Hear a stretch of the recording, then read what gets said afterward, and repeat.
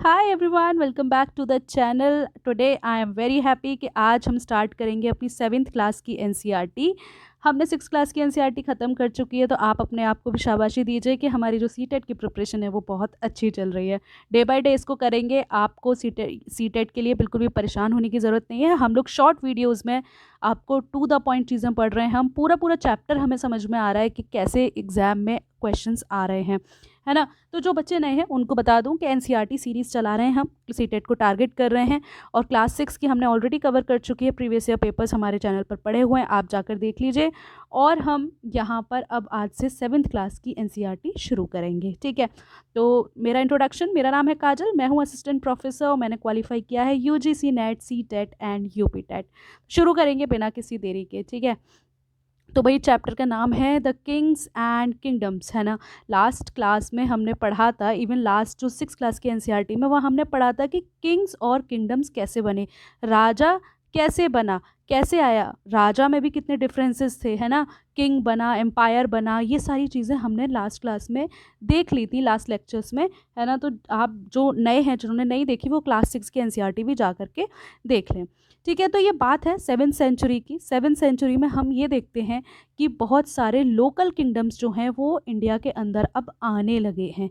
हमने देखा था मौर्यन एम्पायर, गुप्ता एम्पायर, हर्षवर्धन, है ना। और ये सारी चीज़ें देखने के बाद हम देख रहे थे कि इंडिया के अंदर अब क्या है, नए नए रूलर्स आने लगे हैं।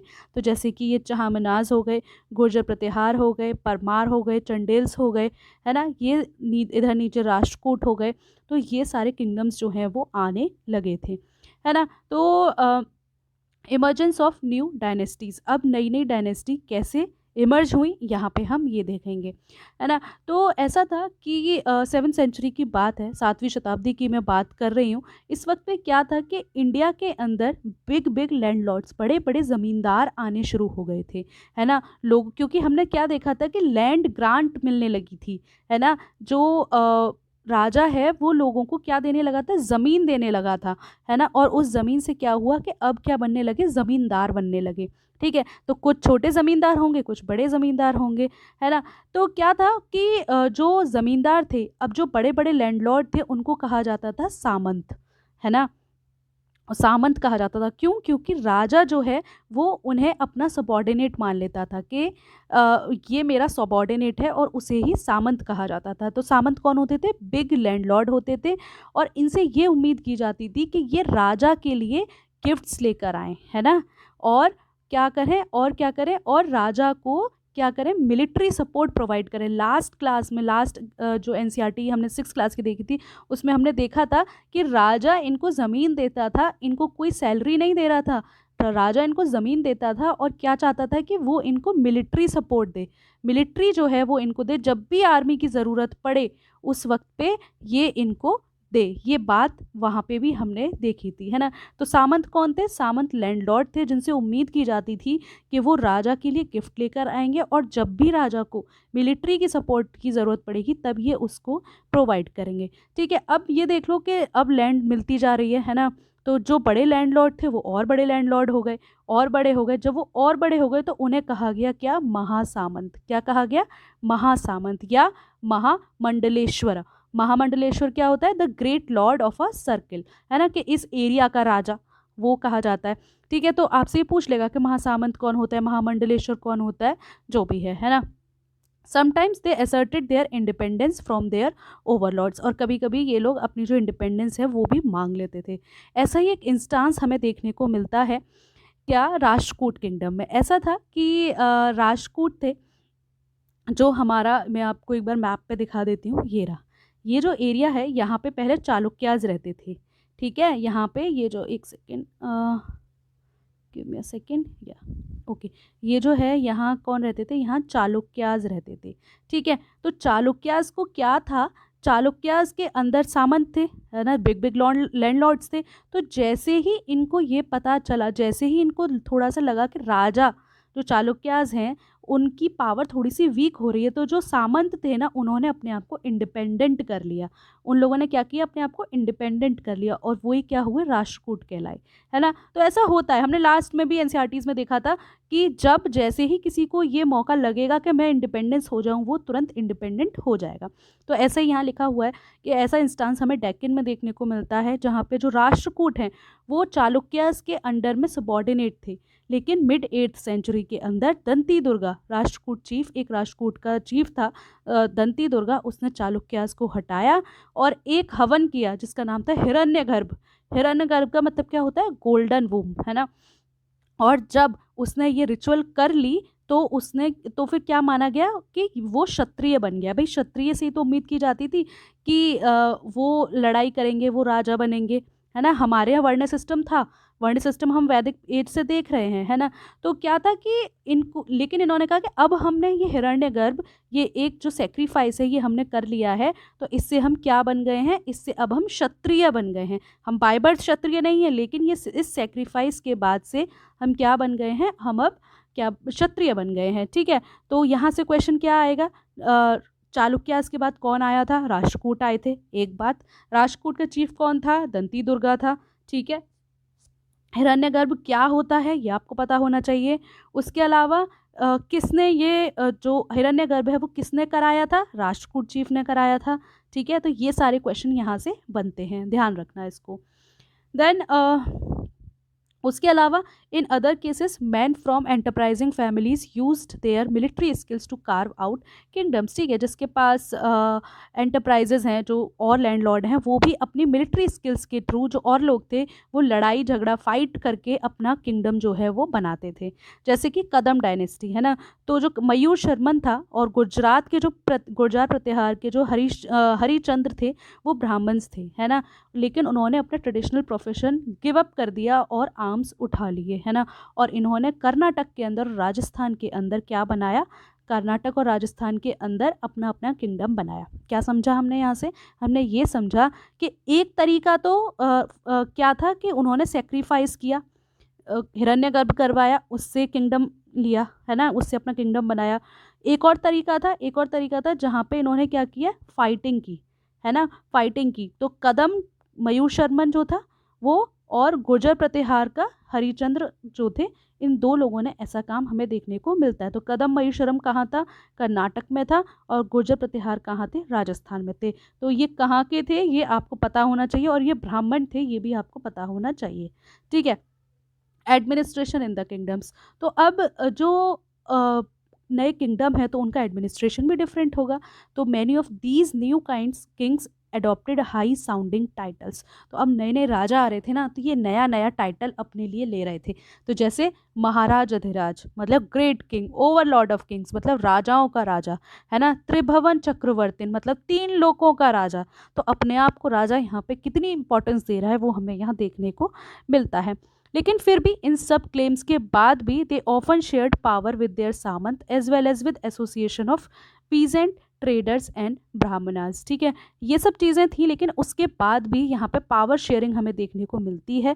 मतलब नो डाउट राजा के पास बहुत पावर है, लेकिन फिर भी जो सामंत हैं, जो पीजेंट हैं, जो ट्रेडर्स हैं, उन सब के पास ये देखने को मिलता है कि उनके साथ भी ये लोग अपनी पावर शेयर कर रहे हैं, है ना।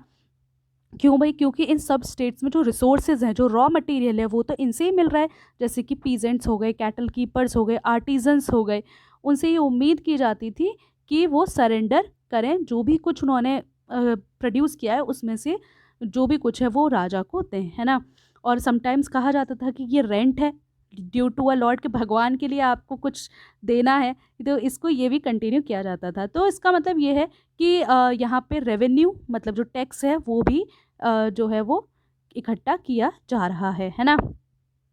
Then we have okay these resources were used to finance the king's establishment. भाई राजा भी तो अपना सिस्टम कहीं चलाएगा किसी हिसाब से, तो ये इस तो जो रिसोर्सेज ये यहाँ से लाते थे, उससे क्या होता था, ये जो राजा के जो भी काम है, जो कंस्ट्रक्शन हो रहा है, टेम्पल के फोर्ट्स बनाए जा रहे हैं, लड़ाइयाँ हो रही हैं, इन सब में ये सब पैसा यूज़ होता था। The functionaries for collecting revenue were generally recruited from influential families. ये भी बहुत खास बात थी कि जो रेवेन्यू कलेक्ट करता था ना ट्रेडर्स से, वो किस फैमिली से आते थे, वो इन्फ्लुएंशियल फैमिली से आते थे, है ना, और ये पोजीशन हेरिडिटरी होती थी, ये हमने 6 क्लास में भी देखा था, है ना। और ये हम आर्मी में भी देख रहे हैं कि आर्मी में भी रिक्रूटमेंट हो रहा है, तो जो पावरफुल फैमिलीज़ हैं वहाँ से ही लोग अपॉइंट होते हुए दिखते हैं, मतलब राजा के जो क्लोज रिलेटिव्स हैं, राजा जिनको जानता है, जो आजकल हमारा चलता है ना जान पहचान, वो ही यहाँ पर चल रहा है, ठीक है। प्रशस्ति, प्रशस्ति बताओ भाई, लास्ट बिल्कुल लास्ट लेक्चर में ही प्रशस्ति के बारे में बात की थी मैंने, है ना। तो प्रशस्ति जो है, प्रशस्ति क्या होती है, लिख दो एक बार कमेंट सेक्शन में कि प्रशस्ति क्या होती है अपना, उसके बाद मेरा सुनना, ठीक है। तो प्रशस्ति के अंदर जो है हमें डिटेल्स दिखती हैं, जो कि हो सकता है कि सही ना भी हो, क्योंकि अगर मुझे अपने किसी जानने वाले के बारे में लिखना है तो मैं अब उसका अच्छा ही लिखूंगी, मुझे भी पता है कि ये मुझे बाहर निकाल देगा, तो मुझे उसके बारे में अच्छा ही लिखना है। तो हो सकता है कि सब कुछ ही सही ना हो, लेकिन बहुत कुछ उसमें सही भी होगा, है ना। तो लेकिन प्रशस्ति से हमें क्या पता चलता है कि रूलर अपने आप को कैसा दिखाना चाहते थे, और आपको पता है कि हर आदमी अपने आप को एक विक्टोरियस, एक फियरलेस टाइगर दिखाना चाहता है, तो ऐसा ही ये राजा जो थे ये अपने आप को दिखाना चाहते थे। तो क्या था कि अपने आप को वेलिएंट, विक्टोरियस वॉरियर, ये सब चीज़ें दिखाना चाहते थे। तो they were composed by learned Brahmanas, definitely जो ब्राह्मणास थे वो ही पढ़ते थे, उनके पास ही नॉलेज थी, तो ये लिखेगा कौन, प्रशस्ति, इस पे कौन लिखेगा, प्रशस्ति पे ब्राह्मणास ही लिखेंगे, है ना। देन द अचीवमेंट्स ऑफ नागभाटा, है ना, यहाँ से आपको ये पता होना चाहिए नागभाटा कौन था। तो many rulers describe their achievements in प्रशस्ति, बहुत सारे रूलर्स ने अपने बारे में, अपने अचीवमेंट्स के बारे में प्रशस्ति में लिखा, जैसे हमने समुद्रगुप्त के बारे में लास्ट क्लास के अंदर पढ़ा था। तो एक प्रशस्ति जो है वो संस्कृत में लिखी गई, जो कि हमें ग्वालियर मध्य प्रदेश में मिलती है, जहाँ पे जो नागभाटा है, गुर्जर प्रतिहार का जो राजा है, उसने क्या क्या एक्सप्लॉइट किया था उसके बारे में यहाँ लिखा हुआ है, बट आई डोंट थिंक कि यहाँ से हमारे क्वेश्चन में कुछ हमें देखने को मिलेगा, तो हम आगे बढ़ेंगे। Kings often rewarded Brahmanas bye grant of land, है ना। तो भाई यही है कि यहाँ, तो अब हम क्या देखते हैं कि जो किंग है, जो राजा है, वो क्या दान में दे रहा है ब्राह्मण्स को प्रशस्ति लिखने के लिए, लैंड ग्रांट कर रहा है ना, लैंड ही ग्रांट कर रहा है, सैलरी नहीं दे रहा है, ज़मीन दे रहा है उनको, है ना। और ये क्या है, ये किस पर रिकॉर्ड करते थे, कॉपर प्लेट के ऊपर इसको रिकॉर्ड किया जाता था, है ना। तो उसके अलावा ये है आपका, हाँ, this is a set of, ये कॉपर की प्लेट है, यही प्रशस्ति है, recording a grant of land made by a ruler in the 9th century, ठीक है, इसको हमें पढ़ने की ज़रूरत नहीं है। Next we will read, okay, हाँ, यहाँ पर पढ़ेंगे हम। तो unusual for the 12th century was a long Sanskrit poem containing the history of a kings who ruled over Kashmir. तो 12th सेंचुरी के लिए ये बहुत ही अनयूजुअल था कि राजा, तो फिर एक और पर्सन आते हैं जो है काल्हना, है ना। तो काल्हना जो है वो एक संस्कृत में पोएम लिखते हैं, जिसमें राजा की हिस्ट्री के बारे में वो लिखते हैं कश्मीर में, और कश्मीर में लिखते हैं। और ऐसा नहीं है कि जहाँ पे प्रशस्ति के अंदर हम देख रहे हैं कि प्रशस्ति में राजा की सिर्फ बड़ाई ही बड़ाई लिखी हुई है, यहाँ पर हम देखते हैं कि वो राजा की पॉलिसीज़ को लेकर थोड़ा सा क्रिटिकल भी हमें देखने को मिलता है, ठीक है। अब वॉरफेयर फॉर वेल्थ, वेल्थ के लिए लड़ाई हो रही है ना। You may have noticed that each of these ruling dynasties was based in a specific region. हमने अभी तक देखा कि जितनी भी डायनेस्टीज़ थी वो एक किसी पर्टिकुलर रीजन के अंदर रह रही हैं, है ना। At that same time they try to control other areas. हम यही देख रहे हैं कि भाई राजा इस जगह पे है, मान लो ये कंट्री के इस जगह पे रूल कर रहा है, लेकिन वो कोशिश कर रहा है कि मैं इस जगह को भी क्या कर लूँ, अपने में कैप्चर कर लूँ, है ना। तो one particularly prized area was the city of Kannauj in the Ganga valley. हमने हर्षवर्धन के टाइम पे भी देखा था कन्नौज को लेकर के, है ना। तो कन्नौज जो है वो काफ़ी इंपॉर्टेंट रहा इस वक्त पे, बहुत सेंचुरीज तक जो है, जो रूलर्स थे, गुर्जर प्रतिहार, राष्ट्रकूट, पाल डायनेस्टी, ये कन्नौज को कंट्रोल करने के लिए एक दूसरे से लड़ते रहे। क्यों? क्योंकि, और इसे ही हम क्या कहते हैं, ट्राई पार्टाइट स्ट्रगल, ठीक है। तो ये क्वेश्चन आता है कि ट्राई पार्टाइट स्ट्रगल किस किस के बीच में था, तो गुर्जर प्रतिहार, राष्ट्रकूट और पाल डायनेस्टी के बीच में था, है ना। तो इसीलिए इसको ट्राईपार्टाइट स्ट्रगल कहते हैं। रूलर्स जो है also try to demonstrate their power and resources by building large temple. आज भी हमारे पास हम पुराने टाइम के टेम्पल्स देखते हैं, है ना। तो वो सब क्या दिखाने के लिए वो लोग बन बनवाते थे, वो दिखाना चाहते थे कि हम कितने पावरफुल हैं, है ना। तो so when they attacked one another's kingdom they often choose to target temples, they were sometimes extremely rich. और तब जब उस वक्त पे जब ये लड़ाई करते थे एक दूसरे से, तो ये लोग ना ये टेम्पल्स को ही टारगेट करते थे। क्यों करते थे? क्योंकि ये रिच होते थे, है ना। ऐसा ही एक हम रूलर देखने को हमें मिलता है, महमूद ऑफ गजनी, अफगानिस्तान से आया था, सबने सुना है। इसने इंडियन सब कॉन्टिनेंट को 17 बार रेड किया, है ना। और इसका इसका मोटिव जो था वो रिलीजियस था, है ना। और मोटिव रिलीजियस था, और टारगेट इसने किसको किया था? वेल्दी टेम्पल्स, जो भी टेम्पल्स वेल्दी है ना, उन सबको इसने टारगेट किया था। और सबसे ज़्यादा सोमनाथ जो है गुजरात में, हम सब ने इस बात में सुना है कि 17 बार आक्रमण किया इसने, तो सोमनाथ जो है उसके ऊपर किया। और बहुत सारी वेल्थ जो है वो महमूद अपने साथ लेकर गया, और इसने वहाँ पे जाके एक सिटी बनाया अफ़गानिस्तान में, गजनी। ठीक है, तो इंडिया से वेल्थ लेकर गया और गजनी में जाके एक बहुत ही बढ़िया सा इसने एक सिटी इस्टेब्लिश किया। अदर किंग्स जो इसमें इंगेज रहे वॉरफेयर में, मतलब पैसे के लिए जो लड़ाई हो रही थी उसमें जो इंक्लूड रहे, चहामनास थे, जिनको बाद में हम चौहान के नाम से जानते हैं, जिन्होंने दिल्ली और अजमेर के ऊपर रूल किया। तो चहामनास कहाँ से आते हैं? दिल्ली और अजमेर के ऊपर से, याद रखिएगा। They attempted to expand their control to the west and east, where they were opposed by the Chalukyas of Gujarat and Gadwal of western Uttar Pradesh. ठीक है, तो जो चाहमनास थे, इन्होंने अपना कंट्रोल जो है वो वेस्ट की तरफ बढ़ाने की कोशिश की। मैप के थ्रू थोड़ा सा पढ़ेंगे, जैसे ये आपका मैप है, यहाँ पे ये रूल कर रहे हैं, आई होप आपको दिख रहा होगा, यहाँ पे ये रूल कर रहे हैं। तो ये चाहते थे ये इस साइड अपना कंट्रोल, इधर वेस्ट की साइड ये अपना कंट्रोल करना चाहते थे, और वेस्ट में, और यहाँ पर इन्हें कौन मिलता है? यहाँ वेस्ट और यहाँ पे ईस्ट, दोनों तरफ ही अपने आप को बढ़ाना चाहते थे। ठीक है, लेकिन गुजरात के अंदर इनको लड़ाई होती है इनकी किससे? चालुक्यास के साथ होती है, और वेस्टर्न उत्तर प्रदेश में इनकी लड़ाई होती है गढ़वाल से, है ना। ये याद रखना है कि इनके चौहान्स के अगेंस्ट में कौन था? गुजरात से चालुक्यास और वेस्टर्न उत्तर प्रदेश से गढ़वाल। यहाँ से एक क्वेश्चन ऐसे भी बनता है, आपको लिख देगा चौहान लिख देगा, आगे दिल्ली एंड अजमेर कर देगा, नेक्स्ट लिख देगा कोई और, उसके आगे एक और सिटी लिख देगा, फिर आपसे मैच द कॉलम करा लेगा, है ना। तो जो चाहमना रूलर है वो पृथ्वीराज 3 थे। The Chahamana ruler was Prithviraj 3 who defeated an Afghan ruler named Sultan Muhammad Ghori in 1191 but lost to him the very next year in 1192। ठीक है, तो चाहमना का जो रूलर है पृथ्वीराज, सबने पृथ्वीराज के बारे में सुना होगा।